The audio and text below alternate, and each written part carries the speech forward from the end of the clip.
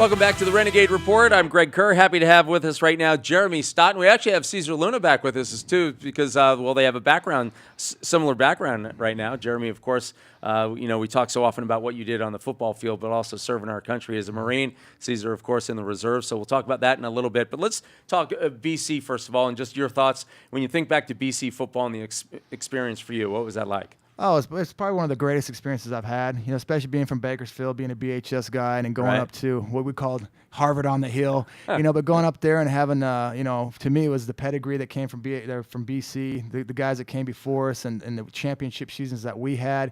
It was just a great all-around experience, and then being in track and field, having the state titles won and that kind of thing. I mean, it was just a great experience overall, and, I truly do enjoy it. Mm-hmm. Sometimes I'm not going to speak for you, but I think sometimes when you have starting at BHS, but then BC, and you had great crowds back then, and then you go to Arizona State where things only get bigger and the crowds are bigger. Then you get to the NFL where everything's bigger, including the paycheck. But when you look back on it all, was the NFL the favorite time, or was it maybe BC? Absolutely not. It was actually BC and Arizona State. I mean, to go from BC, when we had good crowds, 10, 12,000 people in high school. I think we played in front of 21,000 against Foothill. And then to go to the Rose Bowl and national championship and having 102,000 people in the stands. I mean, it was just an amazing experience, the energy you feel in the stadiums. And then, at the same time, going into the Marine Corps and having a different kind of energy, when you go over to in country and you're sitting there and you're kind of wondering if and when it's going to happen, and it never does. But there's always that edge, that adrenaline rush. But it all goes back to Bakersfield College, and I'm excited to be back here in town and doing what I'm doing up at BC now as a welding instructor. I mean, just giving back to the community as much as possible. And we'll talk about that in a moment. There's so many questions to ask you along those lines, but one of them is this: from the outside looking in, maybe a misconception we all have about the NFL as a player. If you were to tell us, well, it's not exactly what you think. What about the NFL? No, it's definitely not what you see on TV. There's a lot of things that go on behind the scenes. I always try to give a visualization of 54 guys going into a locker room, and the locker room not being much bigger than maybe a classroom in an elementary school. And you go in there and you got to realize that 25 of these guys are probably 280 to 300 pounds plus, and there's usually only about 2 toilets in that little bitty locker room, so it's not as glamorous as you think. Not only that, but I mean, you got big men, and they come from all walks of life, and it's a business, and so a lot of the owners, they're not going to spend money where they don't need to spend money, right? And so usually the guest locker room is not as glamorous, and being in Pittsburgh, I mean, this is a place that, I mean, they literally, if they had a bad piece of carpet, they would cut it out.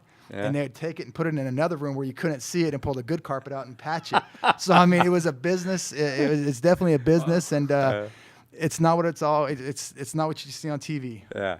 So if you end up in the room that has a lot of bad carpet, you're about to get cut. Oh, well, that or you're in the equipment room. But even in Pittsburgh, they would give you reused jock straps. If you cut the sleeves off, they would find the sleeves and re-sew them on and give them to somebody else. Wow! So you get a jock strap and you might have 5 or 6 numbers crossed out in it. So you can't get free, fresh jock straps here. But it's a business. That's money. See, I never knew we were going there, but I'm glad we did. Hey. All right, so let's talk. First of all, the Marines. How did it happen for you? I know. First of all, at Arizona State, played with Pat Tillman, roomed with his brother, right? That's right. Touch a little bit on the Tillman factor and also just the Marines for you. Well, the big thing is Pat and I were, we were good friends. We were running mates there at Arizona State, and we had 2 great runs. We also had the same agent when we went in the NFL. It's kind of one of those things. I was a high draft pick. He was basically a 7th rounder or unrestricted free agent, and so I actually helped him get his agent because my agent asked me about Pat, and I said, well, you got to look at Pat. He's a great player. Yeah, but he's a tweener. So we had a lot of history together, and going into the NFL, things kind of went differently for me than they did for him. And then, the Marine Corps was just a calling after 9/11.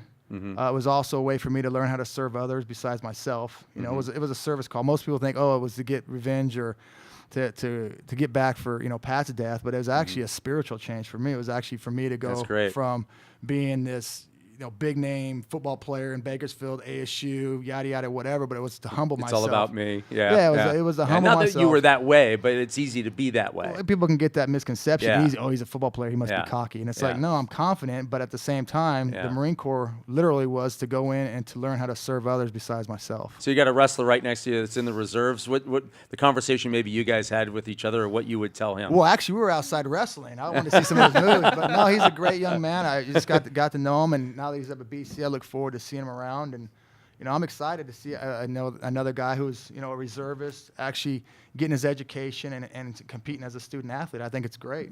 Yeah. And your thoughts in terms of just talking to Jeremy and what it was like to, a guy who's served his country and been to Iraq. Your thoughts in terms of just meeting Jeremy and talking to him? The whole time, I was like, wow, this guy's grip is amazing. I was like, but really, the whole time talking to him, I really enjoyed it, and really, I enjoy talking to you. And I'm sorry, I'm just nervous. But that's all right. You're I know. fine. I'm barely learning all these new things. Like, I knew there was a football coach coming, and that was it. But then you told me there was a Marine coming in, there's an NFL player coming in, which is the same guy, by the way. And I'm just like, what? All these guys? Yeah. Same guy? I'm like, wow, Yeah. motivation to me the whole time. And it is. And to see a guy that's, walked the path that you're going to walk and want to walk, it's an inspiration to see that. And we've just got to learn how to cut. Well, at least I do. I want to speak for you. You're looking good. To cut weight like this guy can. That's told me he lost 11 pounds like in a day. We were just talking about cutting weight. And it's just like, you got to be kidding me. That's one thing I've never had to do, which is a great thing. Lucky you. But wow, what wrestlers go through. I mean, people don't realize what they go through. I mean, 12, 15 pounds in like a day. I mean, they're sweating, wearing trash bags, trying to get all the water out, can't eat salt. All this stuff. And I mean, I think it's amazing to see what he's doing. I'm really motivated by him to see that there's still young people out there that are, doing more than what is asked of him. I mean, he's serving his country. He's going to school. He's wrestling. He's bringing awareness and attention to Bakersfield wrestling. And, I mean, you can't beat that. I mean, I wish there were more kids like him. Well, you've got so much on your plate, and I'm going to break them down one by one. Talk a little bit, first of all, about your foundation. Well, the foundation right now, for 2 years, I think I did over 250 speaking engagements. And the foundation was all developed because I wanted to bring awareness, to veteran suicide. Right now, that's the number one killer of our veterans is suicide.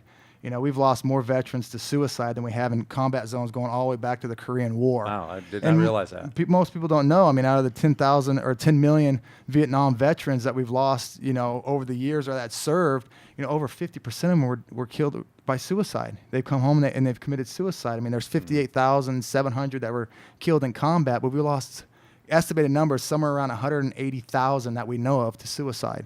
And so the whole foundation was just to go out there and raise awareness, and then it kind of got into motivational, inspirational speaking because I just found it unnerving that our schools at that time were struggling to pay for pencils and paper and stuff for the students, but yet they'd go out and spend $5,000 or $10,000 to bring in a motivational speaker. And I go, that's absurd. We've got interesting, motivated, and inspiring people right here in Bakersfield. Why are we bringing people in from out of town to inspire our youth? I mean, we've got guys who have built multi-million-dollar companies from just dirt, and people who have gone to the NFL or to the NBA or all these different people. Why aren't we asking those people to come in and give back to the community that supported them to get them to where they were, and stuff like that. And so that's kind of what the foundation was all about. And then it kind of got sidetracked with veterans and all this other stuff. Right. But ultimately, the whole foundation was started on youth and bringing awareness to veteran suicide. All right, we got about 2.5 minutes, so I'm going to throw two questions into one. Give it to me when you can, and that would be: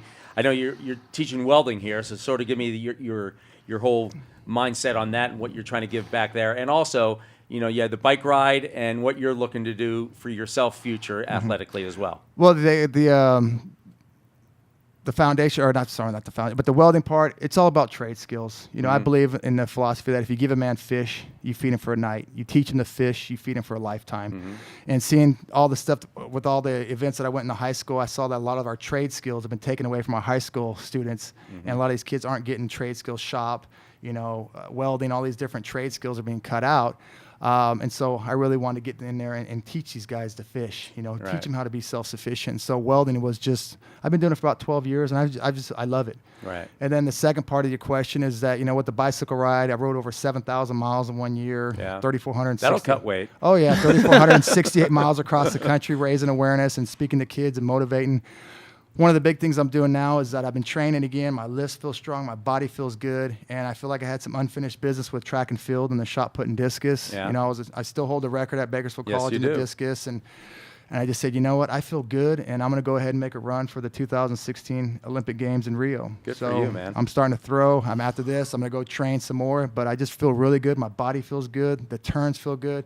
Mind, body, and spirit feels good. My wife is happy. My son is healthy. And I said, you know what? I want to inspire them. And so I'm going to make a run for it. That's fantastic. That really is, because a lot of times when people, pursue a sport, and when's the last time you did it competitively, track and field? How many years has it been? It's been 16 years. 16 years. 16, Wow. 17 years. So it's almost like, remember him? I mean, that's amazing that you would come back and think that you could compete at that level, but apparently you can. What's crazy is I went back down to the ring last week and I started throwing, and it felt like I never left. Wow. It was weird. It's surreal. It really is. And there's a fire in me, and I've seen visions, and it's just like, I have to pursue this. There you go. All right. Well, we're about to wrap this up, but it was great to have Jeremy Stott on board, along with Cesar Luna and all of our guests today. So that's a wrap for this Renegade Report. Once again, we'll be back here next week, talk more BC football with Jeff Chudy as they are home against College of the Canyons. See you then. Have a great day.